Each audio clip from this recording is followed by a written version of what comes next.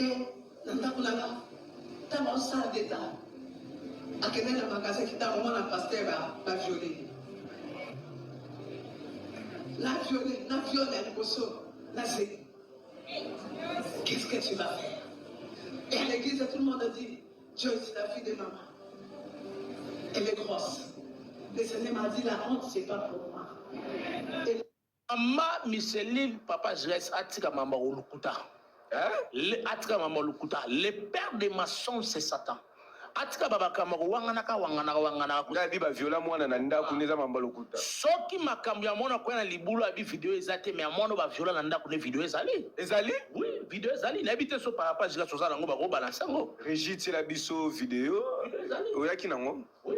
C'est bon, oyo wana tozomona oyo alobi ki ba viola mwana adopta wana.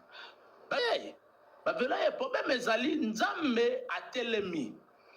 Nzamba telefie ko wangana makambo eza malamu mingi te la mwana na kati ya ndako na ye ba viola mwana moya ndeko na ye sopi mwana mwa vanda na kati ya ndako na ye ba viola ye est-ce que wana pe ba koseli kaka jamais nazala mwana leki nanga batine na coin akesala soki nini ba violer batika jamais violer mwana ndako nanga grande là c'est ma grande sœur est-ce que vous pouvez me raconter beaucoup calme. Adopte. Bien aimé, j'ai adopté ces enfants. Pendant que les enfants ne venaient pas dans mon foyer. Et mon mari a fait sa fille. Et j'ai pris cette fille comme étant ma fille. Tu peux te donner quelque chose que tu n'as pas. Libère ton cœur. Comment t'en as raté? Ok, non, ok, ça, ma carte, point, troisième, ma maman, je suis au poste à que maman. J'ai élevé cet enfant, pardonne, c'est très capital. Joyce. Na beaucoup de moi. Moi, na la cause. Et, nandakulanga, tama osala d'état. Akende na magasin qui t'a moment na pasteur ba violé. La violé à liboso, la c'est qu'est-ce que tu vas faire? Et à l'église, tout le monde a dit Joyce, la fille de maman. Elle est grosse. Le Seigneur m'a dit la honte. C'est Bayana balukuta ya makasi. Balukuta moko ya makasi. Na maman Micheline Chabani. Ayaka koyemba akoma koteya ndenge. Oyebisa biso ti Chabani oyaka koyemba akoma koteya ndenge.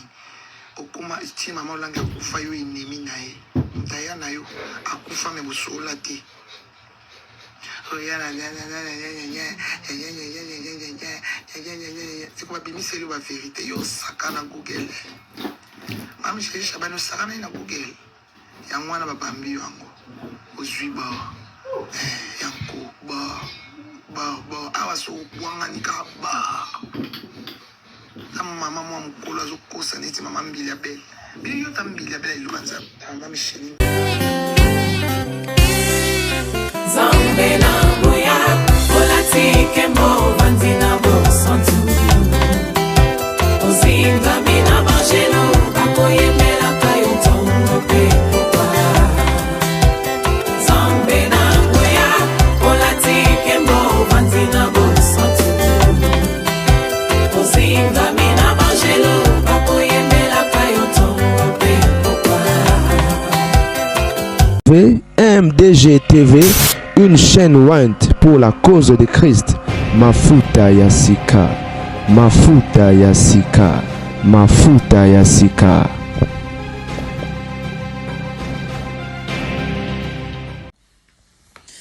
Mbote bandeko babolingo lelo mokolo na yenga tobetaka masolo ya basantu ezali ngai wabino la gardien du temple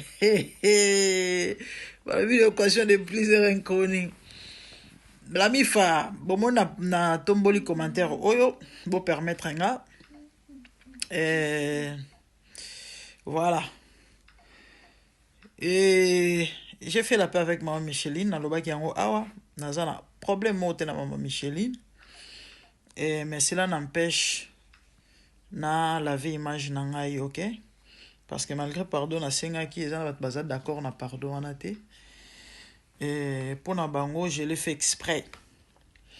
Na ya ko créer ba buzz na ba mbongo na ko luka ba mbongo ndenge mo pa lobaki na ko luka na zo luka mbongo na buzz na visibilité na mambo ya lokuta. Et nazo sa ba vidéo na ngai malgré parlo na sengaki bat bazo ya toujours na ba commentaire ko senga na bimisa ba vidéo to pe ba preuve pour ngana lakaki. Alors je crois bandeko bele bo moni vidéo oyo to pe image oyo likambo ya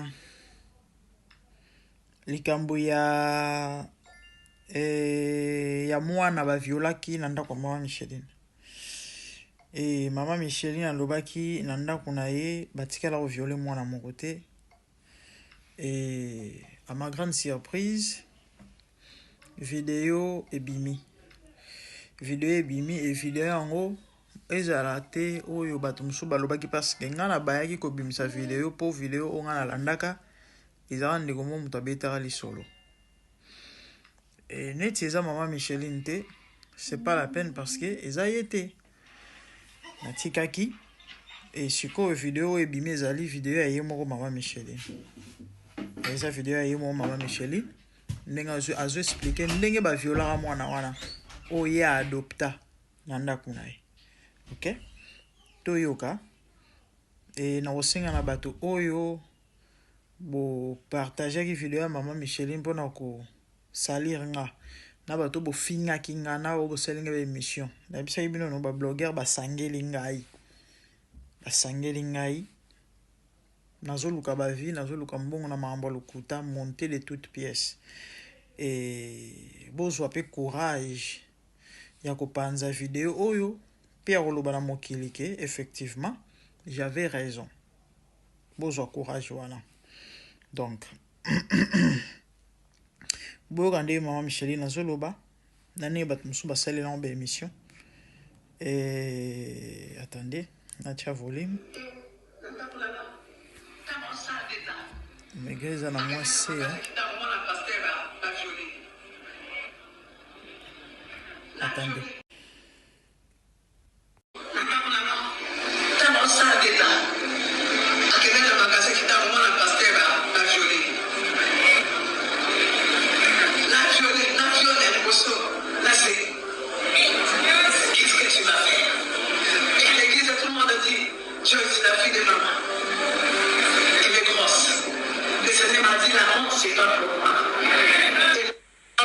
Micheline, papa, je laisse Atika Mama Olukuta. Atika Mama Olukuta. Le père de ma son, c'est Satan. Atika Baba Kamaro, Wanganaka. Nabi ba viola mwana na ndako neza Mama Olukuta. Soki makambo ya mwana kwa na libula bi video ezate mais mwana ba viola na ndako ne video ezali. Ezali? Oui, video ezali. N'habite so par page la soza nango ba ko balancer ngo. Régit la biso vidéo. Oyaki nango. Oui. C'est bon, oyo wana tozomona oyo alobi ki ba viola mwana adopta wana. Hey, ba viola ya problème ezali nzambe atelemi. Nzambe atelefie ko wangana makambo. Eza malamu mingi te. Resula mwana na kati ya ndako na ye ba viola mwana moya ndeko na ye sopi mwana mwa vana na kati ya ndako na ye ba viola ye est-ce que wana pe ba koseli kaka jamais nazala mwana leki nanga batine na point akesala soki nini ba violer parce que jamais violer mwana ndako nanga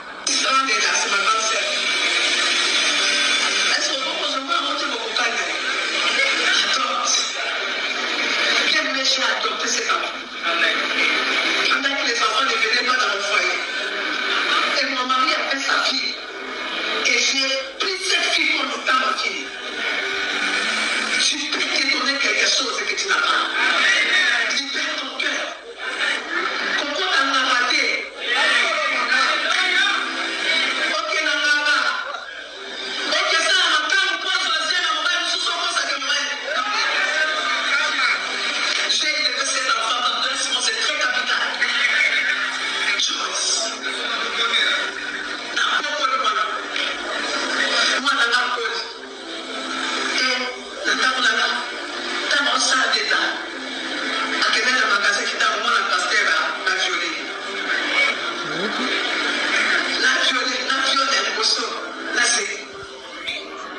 En fait, maman Micheline a bandai côté à jour ango, ok?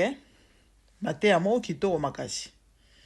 Azolendi sabato. Eloko zolukoza nango te. Nzamba kopesa yo kokende ko se compromettre te ko sala mabete. Sokozo bota te kokende ko zwa zemi ya mutu mususu te okosela mobile no oazana ndako. Nzamba za capable. Apesi témoignage ya mwana moko oye a adopta. Abokoli mwana na lokola mwana ne mobile na lingai mwana na lokola mwana na ye. Maintenant mwana zo présenter exeta akenda so na mikitambe magasin ba ke ko violer mwana wana ebima na monoko na ye. Eza témoignage. Siko so to se servir na yango, to pe to se servaki na yango. Et personnellement na yoka ngona monoko na ete ezande mutu mususu mutabeta ke je crois tango na lobaki yango. Ke ngana yoka ki yango pa ndeko moko mususu. Mettons maman Micheline na yoko démentir à lobi ke na ndako ne ba viola mwana te. Ayebi makambo wana te ni mutu ni makolo. Mais là, boyoki yango ye moko apesa yango comme témoignage na mateya. Etikala. Et donc eza ya kala penza te ya. Ba filma, ba tia yango na ba réseaux sociaux. La famille, je disais. Et c'est ça en fait, c'est ça. Alors, bato yo ba yebi témoignage oyo, ba zu yango pe, ba sali be mission na bango. Na moni plus les ba prophète na ba pasteur parce que ba miki ko lobelo mo eza important. Topé elo mo eza capital que maman Micheline a ça très attention. Et babilo a boye ezala mingi ba message to pe ba interpellation soki lo mo eleka kala e kozonga ezala ndenge mo neti motolo ta ndoto moko boye ta mususu et se répétaka surtout ba ndoto mingi ezala ta musu ya mabe faut comprendre te parfois prier mais ozonga de ce que interprétation zo ki ezala malamu te faut le comprendre message wana nzambo olinga lo bando nini po yeba nini ko se positionner.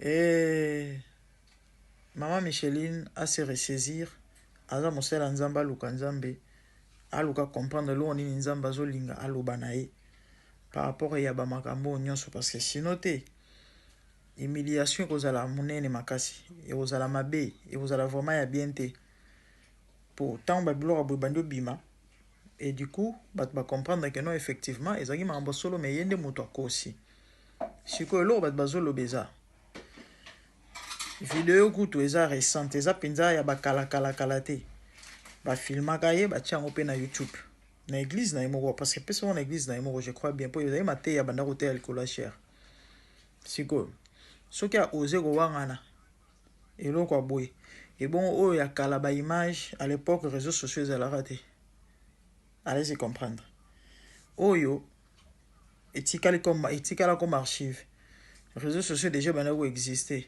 Mais si maman a eu courage de le faire, bien on te va violer moi en qu'on a été bon ou les cacala tant on va imaginer la rater. Et c'est ça. Nzamba sunga asala maman ngolo à comprendre que l'on nzamba peut-être olingate yae et aluka abongisa ye nzambe na personnellement j'ai aucun problème mais c'est important que je puisse aussi laver mon image. On a auto loba la négociation sur boselenga ba campagne de déstabilisation. Prenez aussi le courage. Et retia image au père lobana mokili mobimbake. Faut ezaki angate topé mamwa lobaki ezaki à lokotate. Mais vous allez comprendre que eza ngote bat bazaye na besoin. Pour ça bato ezala kinde ba étouffer. Nga. Bat nyoso étouffa bangote. Bat nyoso étouffa bangote. Bien on sait la bandeko bolinganga. Priez pour moi parce que le diable n'est pas content na musalo na osala. Je vis le Seigneur assis sur un trône très élevé, et les pans de sa robe remplissent les temples. Des séraphins s'étaient au-dessus de lui et criaient l'un à l'autre, disaient Saint, Saint, Saint est l'Éternel des armées.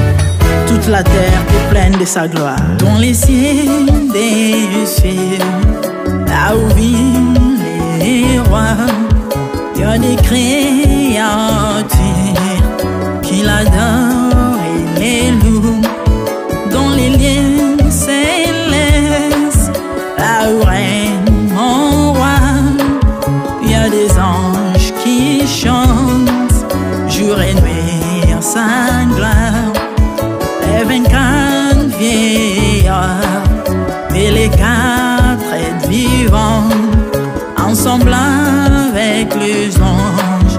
chantant son air. Ils ont réussi l'homme d'adorer les rois, car il est l'unique, le seul vrai Dieu.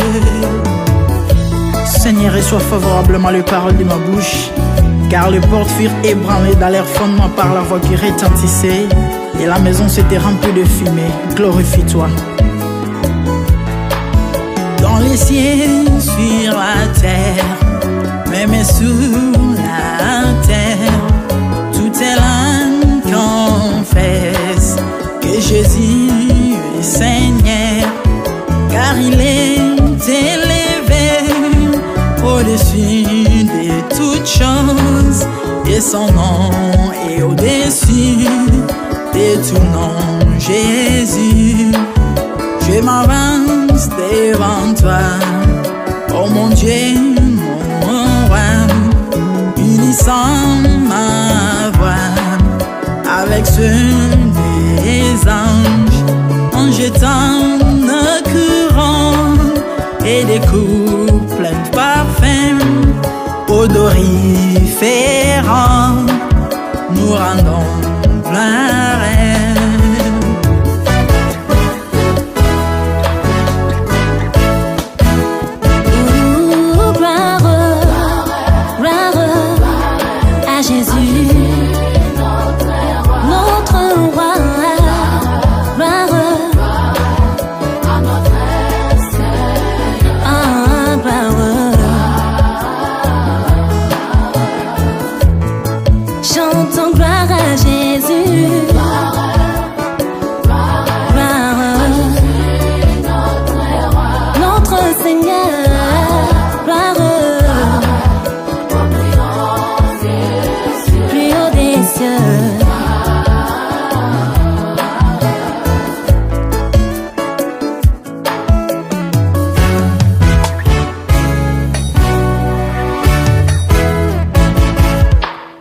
Il est beau d'annoncer les matins ta bonté. Voici mon sacrifice, la louange de ma bouche, les fruits de mes lèvres qui confessent ton nom en poussant des cris, car tes œuvres sont grandes. Bienvenue jour dans ta face, qu'Émile ailleurs, car tu es mon soleil, mon bouclier, ma tour forte. Tu me donnes la force du bif, tu m'arroses d'une huile fraîche. On ne se plaît à contempler mes ennemis grâce à toi.